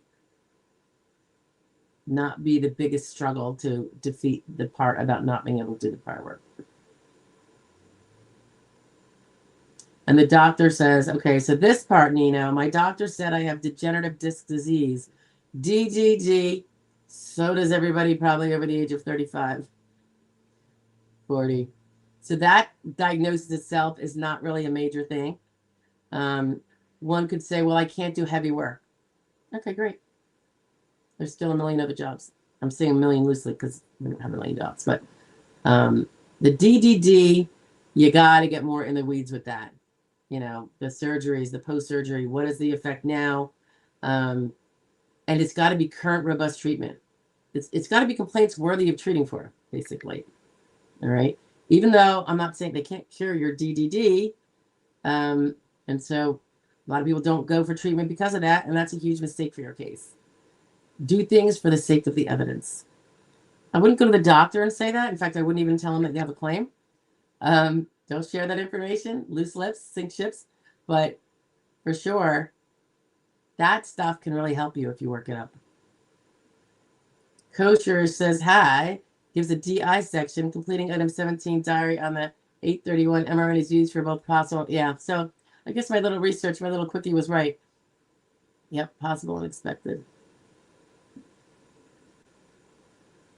And expected is worse than possible, is the way I would look at it. Yeah, I wonder why they use those letters. What do you think, Kosher? MRP for not expected versus MRN. MR. I just want to know what the MR is. Ooh, hey, how about this? MR. Medical improvement? No, it would be an MR. Medical. All right, I'll have to think about that one. I'm curious about what it stands for. Aren't you? Willie says, yep, 519, you'll be 63. It's a good age. Good age. I'm right behind you, Willie.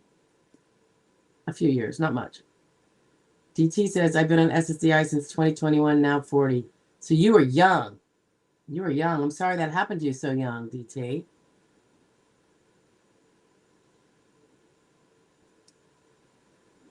Yeah, you're a veteran. God bless you there, Willie. Gators in the house. Bro, is that a real parrot? Bro, it is. That's Tasha. Say hi, Tasha. Hi. Hello. You say hello? She's stretching. Okay. Yeah, that's a real parrot. She's a super honey. Thank you, Gator. Probably wants a cracker. She probably does want a cracker. I don't have any with me. It's like, cracker? Mr. Pet says, hopefully I'll have better news next week. Fingers crossed for you. We're all gunning for you. PT Home says CFS as primary 14-1 and anxiety, depression, secondary combination impairments. Original ALJ was light RSC, but the off task is what helped the word back in 2020. Yeah, and that's why those cases are so hard. But if you can get really, really strong evidence, and if you have providers, I always say that it's, the CFS literate providers are not always easy to find. And they're not in every town or even every region, maybe. So I always say to someone, you need your local doctors, but if you can get a specialist who's renowned for, being literate in the particular unusual, where there's not a lot of literacy amongst the doctors area, even if you do telehealth visits and send your, you can order blood work, you get it done up by you and it gets sent to him. Having that extra opinion in there, because I feel like they're the ones that are going to be more likely to talk about how much you have to nap and talk about how, brain foggy you get and all that. So, because you really want it. You don't just want medical records at every visit. It just says the diagnosis without the ongoing symptomology. I think, yeah. So if you've kept up with that, I don't see why you would have a problem, with a CDR. Are we talking about? Willie says MRN, medical record number. Yeah, in one context, Willie, but apparently not in some general way with diary dates. I mean, we're used to MIE, MIP, mine. But apparently there's some broader acronym. I don't think we need to care about it, but if someone tells you that, you need to know what it is. DG says, which kind of documentation is helpful from going forward and getting functional RFC limitations in visit notes without sounding scripted? Seems like a challenge. Well, and doctors vary in their competencies with this, I think. If you tell your doctor at every visit, and even in between visits, let's say you have a particular week where you're sleeping more than usual, say, or, on the couch, whatever you do. And let's say it's notably more that week. It's a great opportunity to, if it's a portal, do it through the portal. If not, do a fax your doctor and say, hey, Dr. Jones, I know my appointment's not for another 8 weeks, but I just have to tell you that, my system's being so bad. I actually had a much worse week than even usual, which is hard to beat. Normally if I'm, have to lie down 50% of the day, now it was like almost 90%. I do feel better now. I'm kind of back up to nearly the 50%, being able to get up and about. But also my nighttime sleep is still at 15 hours a night and still, needing all this rest during the day. But I just wanted to let you know about the decompensation or whatever words you want to use. Sometimes it's just ways of getting that stuff in there, and then it can be discussed at your next visit, because it's not as scripted, because you actually told it to him in real time when it was concerning, as opposed to just from memory when you're there. My hair is flipping in my face as usual. Okay. So it is a challenge. It is a challenge.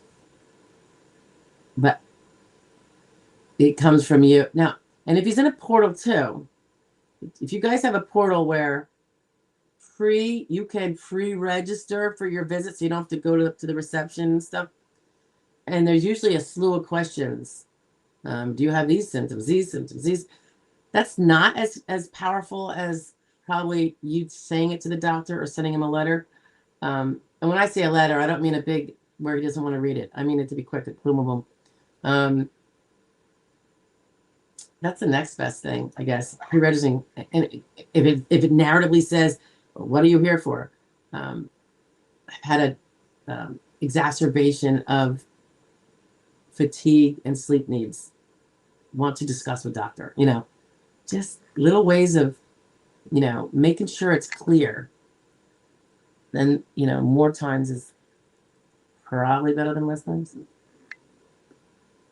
Gregory Petty is in the house. Hi, Gregory.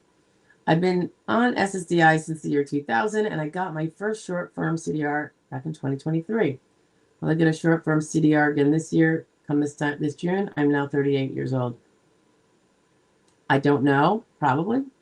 Why would they go from a short form where they didn't expect you to be improved enough to work to a long form out of the blue if nothing's changed? You're not working, you know. It seems logical. They don't tell us their inner calculations, of course, but it seems logical that they wouldn't go from short form to long form. However, unless the short form initially is because it's possible that you recovered on the sooner side of things. Remember, let's say the average time to improve for people is 4 years after certain treatment when they have it, you know, and you won, and they're like, okay, so we expect the average person improves after 4 years, but that means 50% do it faster. So we're going to give him a 3-year. We'll do a short form, see where he's at. You pass that because you didn't pass that. And now, you know, you're thinking another 3 years, you'll get another one. Now you're past the 5, you know, the 4-year, what most people do recover by, or half the people do. So maybe they would do a long form. Well, now, you know, most people recover by this time. So I have to say it with either side with a grain of salt, because what is their thought processes? I mean, what I just said would be a logical way to calculate, but there's other influences. So, you know. All right, you're welcome, Mr. Pet. Gregory says he was found disabled due to my low IQ. You don't sound low IQ to me. Bipolar disorder and my asthma stemming from my premature birth. Okay, that sounds pretty troubling. You keep up the good fight there, Gregory. Okay.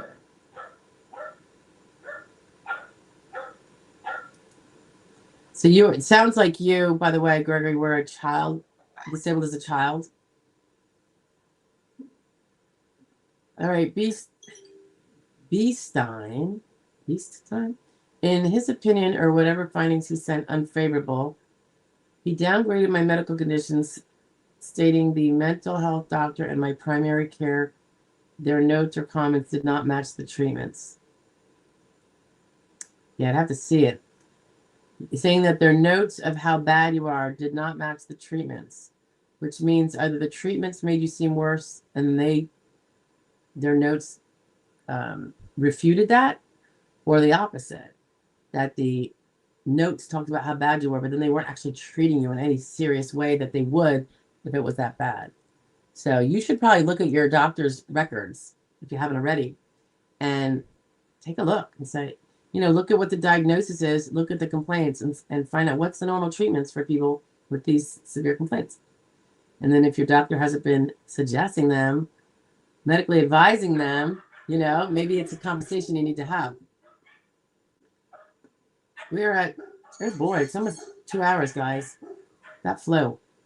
LaRocho says, what's a CDR exactly? Continuing disability review, LaRocho.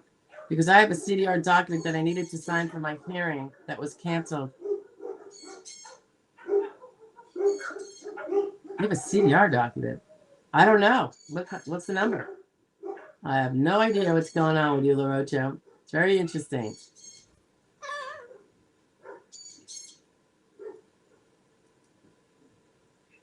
B-Side says, and am I hearing? It took like 40 minutes, him and the lawyer. So you're talking about the ALJ hearing. The lawyer had someone's at the door. Someone had their stalks. He'd done the vocational, and then he only asked me one question. Is that normal? Yeah, it's all normal. 40 minutes is normal. Oh, the lawyer and the judge went over things. He asked you one question. Is it? Yeah. I mean, normally either the judge is going to ask you the questions about how your day-to-days go, or your own lawyer will do it. So it's up to the judge. So whatever, if the judge said, counselor, take it away, then your lawyer better have been prepared with, sure he was, with all the ways to elicit your symptomology and stuff from you. So the judge can then see how you answer it and what's going on. Barbara Gillespie. Hi there, Barbara. I applied for SSDI, but I'm still involved in a workman's comp case. Will that affect me from getting disability? Not the fact that you have a workers' comp case, Barbara, but two things. Workers' comp often, and every state's a little different, but controls whether you can treat or not for those impairments that are work-related. That could be a big noose around your neck in terms of building evidence for your SSD claim, because you have to beg workers' comp to be allowed to be treated, to be evaluated for all these things. That's a hindrance. I hate that. I think they should change the laws. It's BS. If you have your own insurance or your own out of pocket, you should be able to treat whatever you want, but workers' comp won't let you. And the doctors that are not, if you go to your primary care and say, I got hurt at work, I want you to treat me, he'll have to say, no, I can't treat you for that, because your insurance will not pay him. I'm really getting whippy here. Then the other thing is, if and when you prevail for SSDI, they're going to have to evaluate whether any particular month or months, past, present, or future, you exceed the 80% rule. And that just affects, you can't really get workers' comp and SSD for the same months if the combined amount is going to exceed 80% of your ACE, average current earnings, which is usually the few years before you became disabled. What was that monthly earnings? So that only matters if you prevail. So if you have a workers' comp case, I usually say when you get your SSDI back check, or your workers' comp, whichever one, don't spend both. You might owe money back to either Social Security or workers' comp. And if you don't have it to send back, they're going to have to garnish something. So, and again, that's only if you go over the 80% rule. It tends to, unfortunately, hurt lower income workers more than higher income. Higher income workers, the combined two never really hit the 80% of what they used to make. So, but for a low worker, it usually does. And it can pretty much wipe out for the months that it applies. It's never going to be permanent. So it's not a reason not to make sure you win an SSDI case, because that's going to affect your retirement later, because workers' comp does not offset retirement. So you want to protect your PIA, your primary insurance amount, by being found disabled, even if you don't monetarily recoup extra right now, because that will keep your retirement benefit amount that would otherwise, if you didn't win SSD, crumble like a pup tent if you're not super close to retirement age, because now you've just changed the whole calculation with all these zeros in there of undisabled 0 years if you didn't go back to work. I know that's a lot right there, right, Barbara?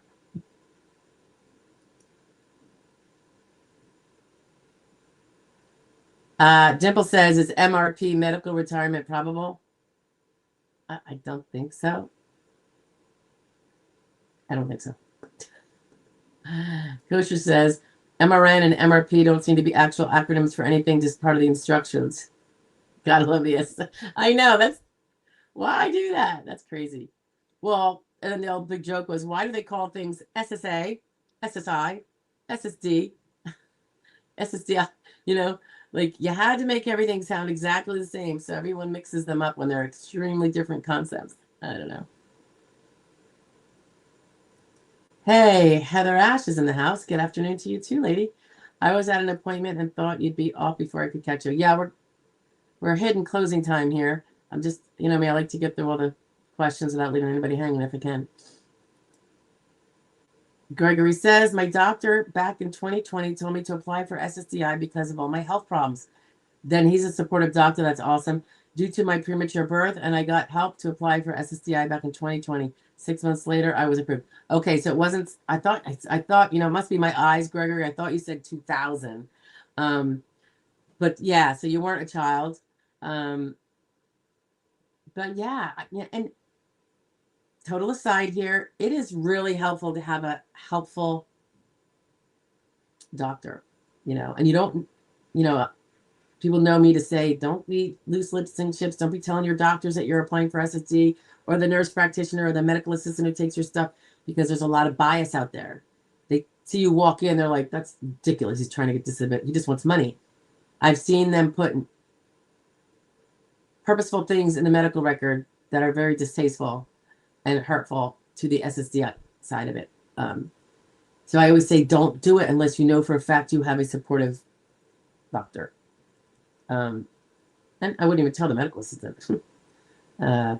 So, you know, if you know you have a supportive one, which you do because he told you, then it's good. That's all good. 2020, yeah. Berger was approved 2020. Okay, guys, I think that is the last question. We're 2 hours in, so that's good. We don't have to go late, which was it last week? We went like a half hour late. But yeah, if anybody you know, wanted to ask, didn't, you can always ask a question under any video that's out there. I will get to them all. If for some reason I don't, and I don't, at least if it's a question, I try to respond. If it's just a statement, it might just be deserving of a thumbs up. But questions I try to get to, and sometimes it'll be by virtue of a video if I think it's going to be useful for other people. And then what I try to do is not respond to you so I don't lose the unresponded to. It'll be on my unresponded to list. And then do the video and then give you like an unlisted version of it. And it's not public yet, so you could see it first. And then after like a day or two, it'll be allowed to go on the regular list for other people. That way, at least you get it in response to your question in the post. So hopefully you'll get notified it's there and you'll be able to see it, as opposed to me producing it and you never see it to begin with. And it just goes to everybody else. Willie, you are welcome. And thank you as well. Sean, you're welcome.